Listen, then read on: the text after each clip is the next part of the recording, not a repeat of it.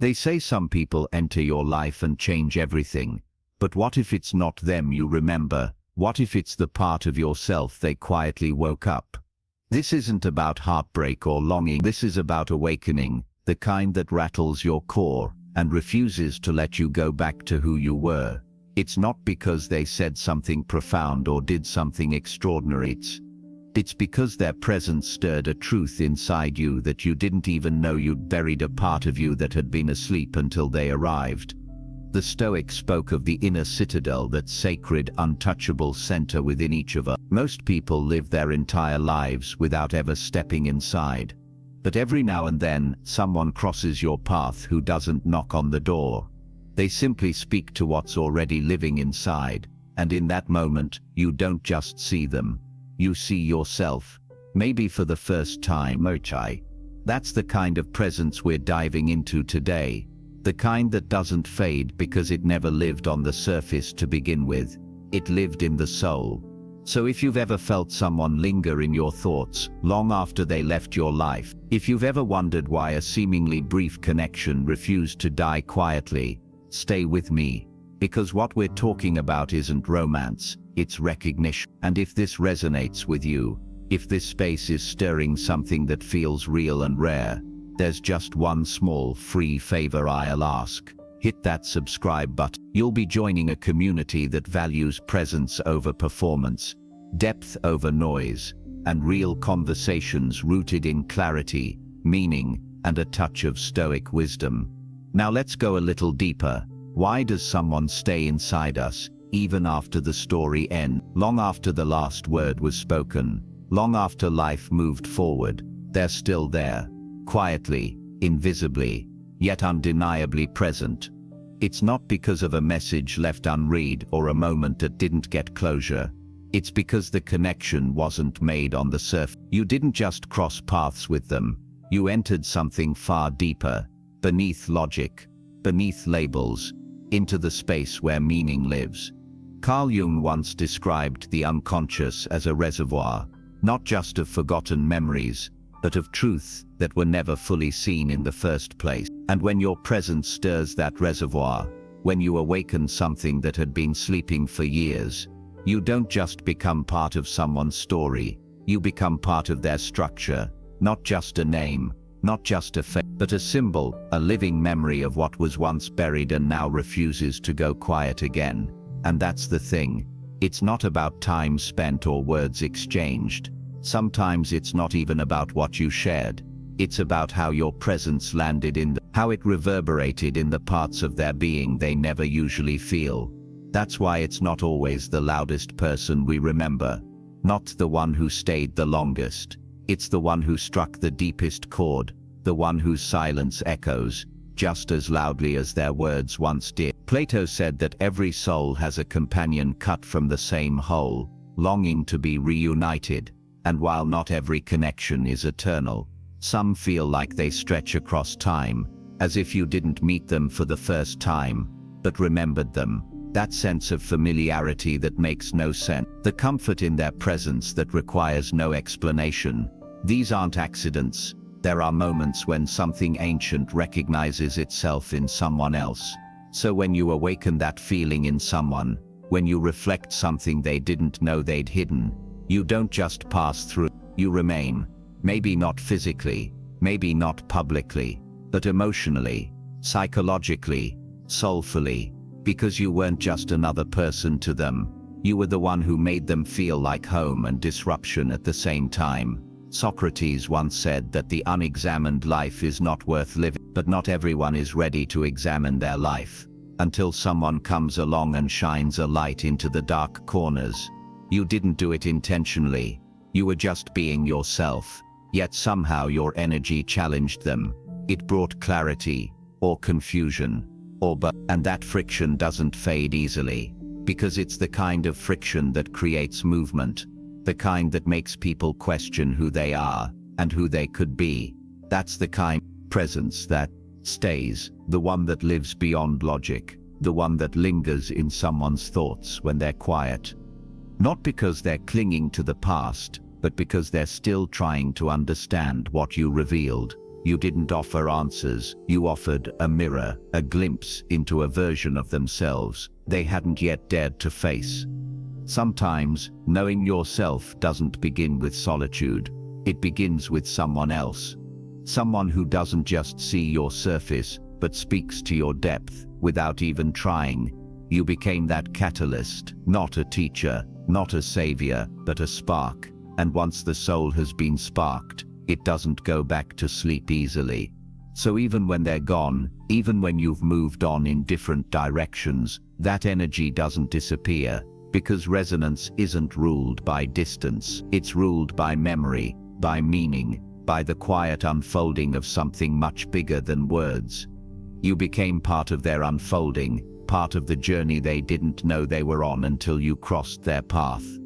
And maybe they never tell you, maybe they don't even fully understand it themselves, but something shifted, something moved, and in that movement, you became unforgettable, not because you tried to be, but because your presence reached a place they hadn't yet explored, and now that place has a name, yours. This type of connection doesn't come gently. It doesn't ask for permission or wait for the right timing.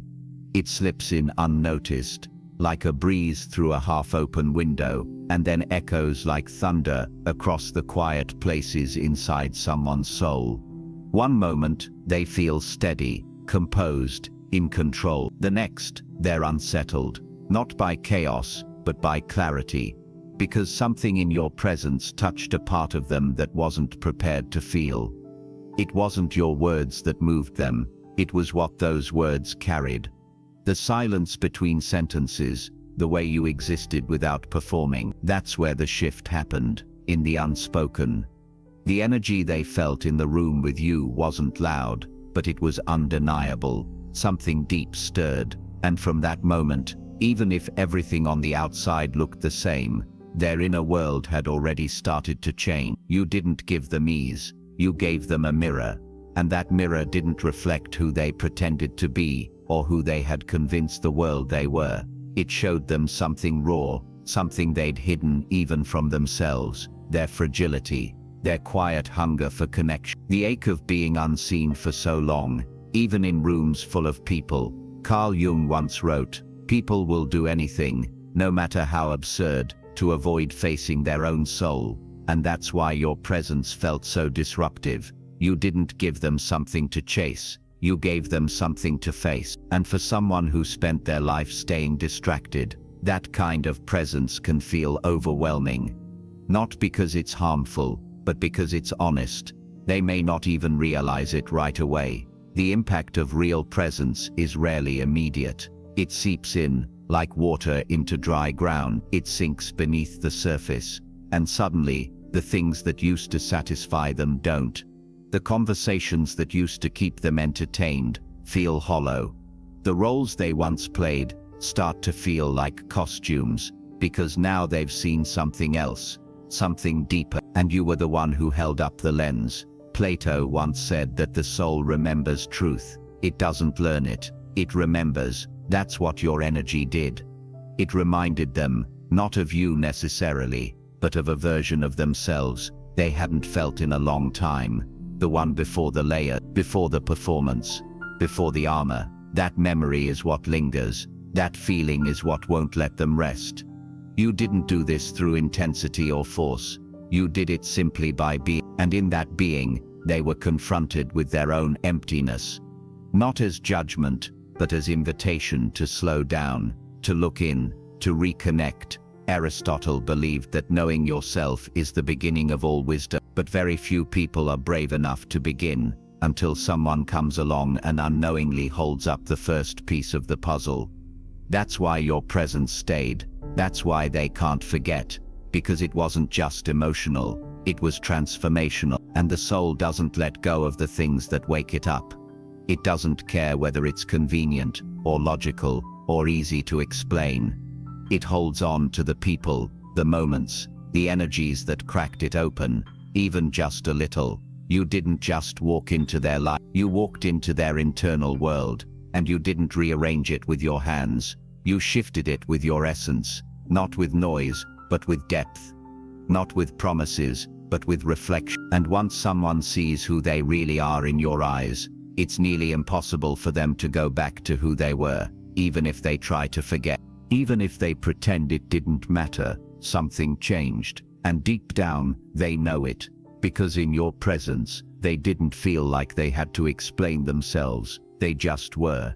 And that kind of safety, that kind of resonance, it stays, quietly, persistently, because once you've been seen, really seen, it's hard to unfeel it.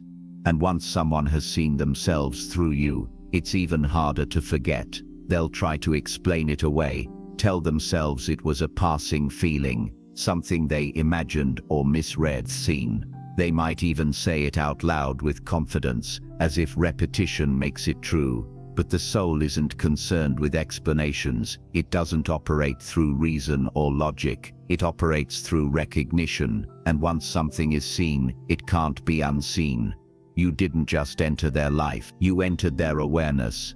And what you touched wasn't their mind, but something far more sacred and far more sensitive. You didn't complete them. That's the mistake people often make, thinking deep connection is about filling a void. But what really happened is this: you exposed the void. You didn't fix it or heal it, you revealed it. And that's why your presence mattered so much. Because in you, they saw the outline of something they hadn't known they were missing. Not a person, not a relationship, but a piece of themselves, the piece they've avoided, the one they've spent years distracting themselves from. That realization doesn't always bring people closer. Sometimes it pushes them away, because real truth, the kind that doesn't flatter the ego, the kind that invites real change, is terrifying. It's not gentle, it shakes things, and that shaking isn't always welcome, especially for someone who's built a stable life on top of unspoken stories, hidden fears, and well-rehearsed roles. When you arrive and stir that stillness, the initial response isn't always gratitude. Often, it's retreat. When someone runs after, feeling something deep with you, they're not running from you, they're running from the mirror you held up, from the sudden awareness that they are not as finished, as composed, as whole, as they believed themselves to be. You didn't create that gap, you simply revealed it, and that revelation, it lingers, it follows them, not as an obsession, but as a quiet voice that starts speaking in moments they used to enjoy without question. Now even peace feels different, something's been moved, dislodged. And while they might try to go back to how things were, the soul doesn't operate like a switch that can be turned off. It wants what it felt again, not you necessarily, but the state you awakened, the clarity, the ache, the truth. But knowing yourself isn't always peaceful. Sometimes it begins with crisis, with contradiction, with the sudden presence of someone who disrupts everything you thought you had figured out. That's what you were, not an answer, a question. And questions that matter are rarely easy to sit with. They may silence you, block you, avoid places where they might run into your name or your voice, or even the thought of you. But avoidance is never healing. It's only postponement, because eventually they will come back to what was stirred. The soul doesn't forget what cracked it open. It doesn't let you pretend it never happened. So if they pulled away, if they vanished, if they made you feel like your depth was too much, it wasn't. It was exactly what their soul needed. But what the soul needs and what the mind is ready for are rarely the same. That's not on you.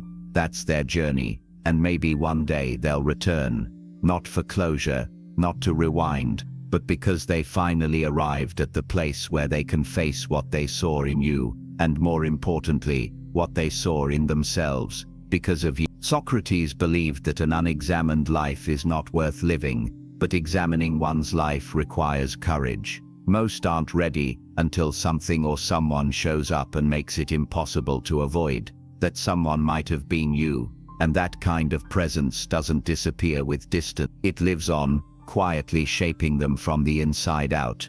In Jungian psychology, the psyche doesn't speak in words. It speaks in symbols, feelings, images, dreams, and patterns that the conscious mind often ignores. That's where you live now. Not as a name or a face, but as a symbol in their inner world. You became more than a person.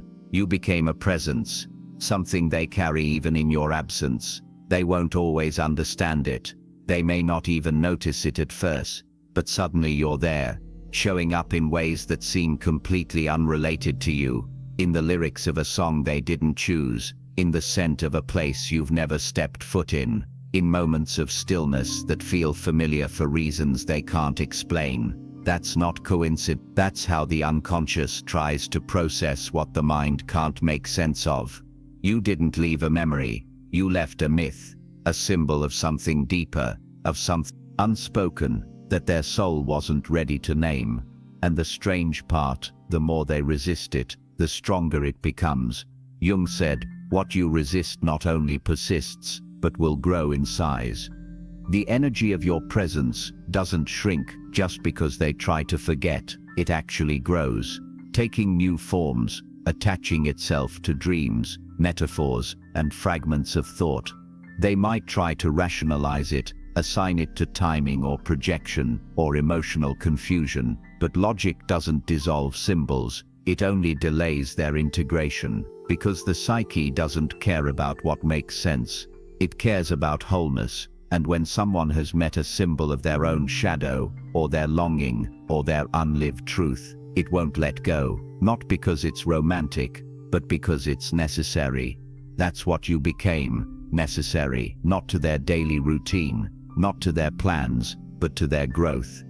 You awakened something dormant, something they now have to confront, not you as a person, but you as a trigger, a turning point, a mirror that reflects everything they need to face, but weren't ready to see. Plato spoke about how the soul remembers beauty, not just physical beauty, but the kind that aligns with something eternal inside us. He believed that when we encounter real beauty, it stirs the memory of truth.